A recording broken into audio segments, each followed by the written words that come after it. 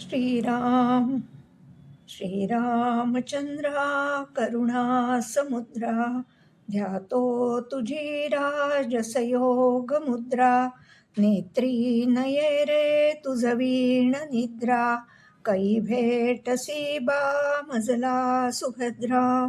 श्रीराम मनोजवं मारुततुल्यवेगं जितेन्द्रियं बुद्धिमतां वरिष्ठं वातात्मजं वानरयूथमुख्यं श्रीरामदूतं शरणं प्रपद्ये.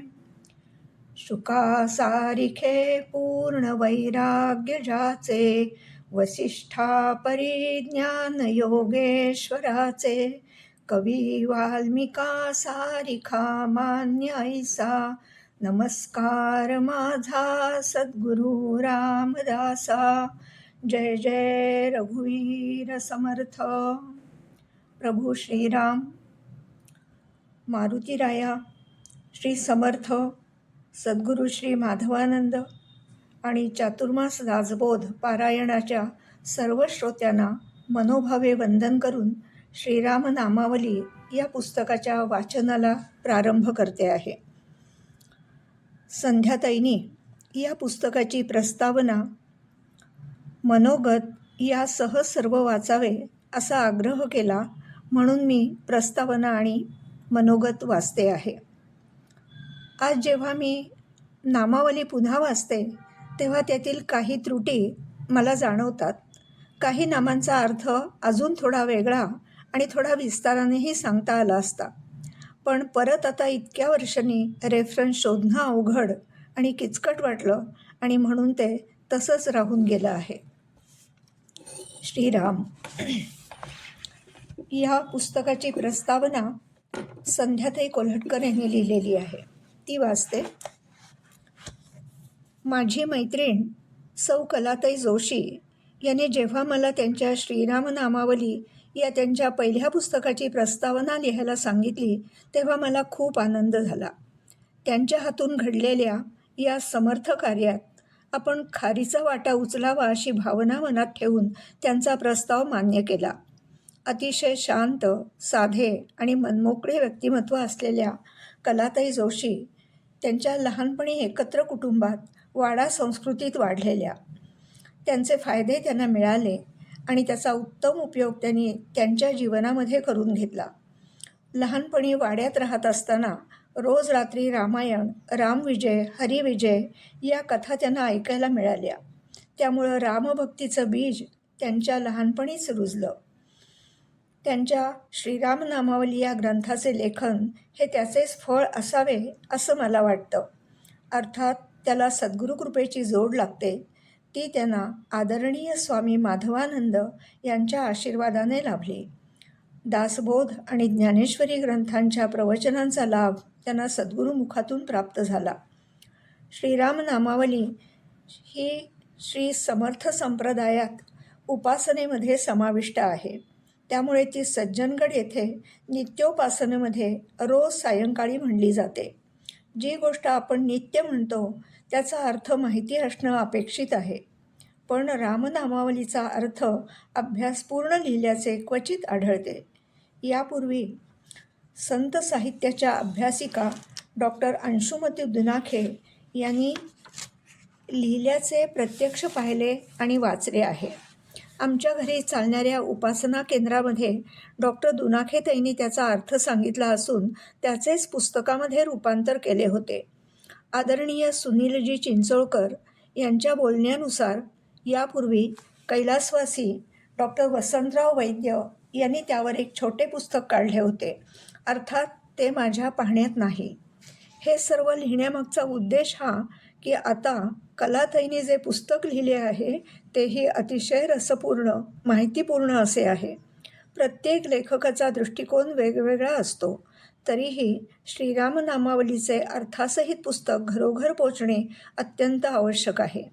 ही श्रीराम नामावली म्हणजे एक छोटेखानी रामायणच आहे आणि ते कलाताईंनी अगदी खुलवून सांगितले आहे. त्यात रामायणातील अनेक कथा आपल्याला वाचायला मिळतात. कलाताईंनी त्यांच्या वडिलांना भावार्थ रामायण वाचून दाखवले होते. एकदा ग्रंथ एखादा ग्रंथ आपण स्वतः वाचतो तेव्हा त्यात मुख, डोळे, हात, कान सर्व इंद्रियांचा सहभाग असतो. लहानपणी स्मरणशक्ती दांडगी असते. लहानपणी ते वाचण्यामागचा उद्देश काहीही नसतो, पण मनावरती संस्कार नक्कीच होतात. ते संस्कार आणि त्यांनी आत्ता केलेली श्रीरामनामावलीची अभ्यासपूर्ण प्रवचनं याची परिणिती या पुस्तकाद्वारे झाली आहे. कलाताईंचे वैशिष्ट्य म्हणजे त्यांनी या रामनामावलीत श्रीरामाबरोबरच श्री समर्थ रामदास यांच्या चरित्रातील काही भाग, त्याचे कार्य, मनाचे श्लोक, दासबोध, ओव्या यांचा समावेश यात केला आहे. त्यामुळे हे काव्य समर्थ संप्रदायाशी निगडीत आहे ह्याची जाणीव होते. काही ठिकाणी आदी शंकराचार्य, संत कबीरजी, संत तुलसीदास यांच्याही श्लोकांचा, अभंगांचा खुबीने वापर केला आहे. काही ठिकाणी स्वतः कल्पना करून आपल्याला त्या वातावरणात घेऊन जाण्याचे त्यांचे तंत्र आणि परिचित गाण्यांचा उल्लेख हे वाचताना एक वेगळाच आनंद मिळतो. उदाहरणार्थ, निळा सावळा राम, सावळा ग राम माझा, त्यातून जलद प्रभा निभ या रामाची ओळख होते. श्रीराम नामावलीमधील अवतार सांगताना भागवत कथांचा सविस्तर उल्लेख करून कथांची रंगत त्यांनी वाढवली आहे. कथा वाचणे, ऐकणे हे आबालवृद्ध सर्वांनाच आनंददायी आणि प्रिय असते. त्याची पूर्ती कलाताईंनी यात केली आहे. अनेक वर्ष गीता संथ वर्ग घेणाऱ्या कलाताई या श्रीराम नामावलीमध्ये गीतेच्या श्लोकांची पेरणी न करतील तरच नवल म्हणावे लागेल. गीतेच्या श्लोकांचा योग्य त्या ठिकाणी योग्य वापर, तर काही ठिकाणी उपनिषदांचा उल्लेख त्यांनी केला आहे. यावरून कलाताईंचा चौफेर अभ्यास आहे हे लक्षात येते. समाप्तीच्या वेळी समर्थांचा श्रीराम वर्णनाचा मनाचा श्लोक, हनुमंत प्रार्थना, त्यातून श्रीरामाला दिलेला संदेश आणि शेवटी संत तुलसीदासांच्या रामचरितमानसमधील अत्री ऋषींनी केलेली श्रीरामाची स्तुती देऊन श्रीराम नामावली परिपूर्ण केली आहे. त्यांनी ही सर्व मांडणी मांडताना अतिशय सोप्या भाषेत केली आहे. त्यामुळे त्यातील अर्थ सहजपणे सर्वांपर्यंत पोहोचेल. या पुस्तकाचा नक्कीच उत्तम प्रतिसाद मिळेल अशी मला खात्री आहे. या पुस्तकाला मूर्त रूप देण्याकरता त्यांचे सुपुत्र म्हणजे चिरंजीव केदार यांच्या पाठीशी ठामपणे उभे होते, ही ईश्वरी कृपाच आहे. कलाताईंच्या हातून अशी सुंदर वाङ्मय सेवा विविध पुस्तकांच्या माध्यमातून नित्य घडावी अशी श्री समर्थांच्या चरणी प्रार्थना करते आणि इथेच विरामते. जय जय रघुवीर समर्थ. आता डॉक्टर श्री विजय लाड यांनी शुभेच्छा संदेश दिलेला आहे. आदरणीय सद्भक्त कलाताई वासुदेव जोशी यांनी मला ऑक्टोबर 2021 दास साधना सप्ताहात त्यांनी विवेचन केलेली श्रीराम नामावली दिली. माझ्या परतीच्या प्रवासात मी ते आधाशासारखे वाचून काढले. कलाताईंनी प्रभू श्रीरामचंद्रांच्या नामावलीतील रहस्यपूर्ण अर्थ अत्यंत सोप्या आणि शब्दप्रवाही भाषेमध्ये उकलून दाखवला आहे. सायम उपासनेमध्ये समर्थ संप्रदायात ही जी रामनामावली म्हणण्याचा प्रघात आहे, पण त्यातल्या अर्थाकडे कुणी पाहत नाही. 121 नामरूपी ही माळ त्यांनी पुस्तक रूपाने तयार केली. हे संप्रदायासाठी अद्भुत कार्य झाले आहे. श्री मोरया प्रकाशनाचे आदरणीय श्री दिलीपराव महाजनांनी हे पुस्तक तयार केले. त्यासाठी त्यांनाही मनापासून धन्यवाद आणि अभिनंदन. अर्थ समजून रामनाम उच्चारले तर श्रीरामाचे चरित्र डोळ्यापुढे उभा राहील आणि मानवी जीवनाचे अंतोतगत्व प्राप्त करायचे ध्येय सहज सापडेल असे शांती ब्रह्म श्री संत एकनाथ महाराज म्हणतात. करिता रामनाम स्मरण, जन्ममरणासी ये मरण, सकळ वीरे मितूपण, भवबंधन बाधेना. समर्थ वाङ्मयाचे अभ्यासक, समर्थ भक्त आणि सर्व श्रीरामप्रेमी मंडळी या पुस्तकाचे सहर्ष स्वागत करतील यात शंका नाही. श्रीरामाच्या नावामध्ये लपलेले अनेक अदृश्य कंगोरे आणि आयाम कलाताईंनी मोजक्या शब्दप्रभेने उजळले यासाठी त्यांचे पुनश्च एकदा अभिनंदन. आपला स्नेहांकित डॉक्टर विजय लाड. आता या पुस्तकाचं मनोगत आहे ते मी आपल्याला वाचून दाखवते. श्रीराम नामावली मनोगत. श्रीराम नामावली पुस्तक रूपाने प्रसिद्ध व्हावी हा केवळ योगायोग. श्रीराम आणि समर्थांची कृपा आणि इच्छा. साधारण 14-15 वर्षापूर्वी वेळ आणि आवड होती म्हणून एकनाथी भावार्थ रामायणाच्या प्रत्येक अध्यायाचे सुंदरकांडापर्यंत भावार्थ लेखन केले होते. माझे वडील श्री विठ्ठल कोल्हटकर यांची श्रीरामांच्यावरती श्रद्धा आणि भक्ती होती. ते 94 वर्षाचे होते. वयोमानानुसार बाहेर जाऊ शकत नव्हते व वाचन आणि लेखनही करू शकत नव्हते. त्यांना रोज काही ना काही वाचून दाखवावे लागे. त्यांना एकनाथी भावार्थाचे 3-4 अध्याय वाचून दाखवले. ते त्यांना फार आवडले. म्हणाले, तू लिहिलं आहेस तेवढं आपण रोज रात्री वाचत जाऊ, म्हणजे रामाच्या चिंतनामध्ये झोप छान लागेल.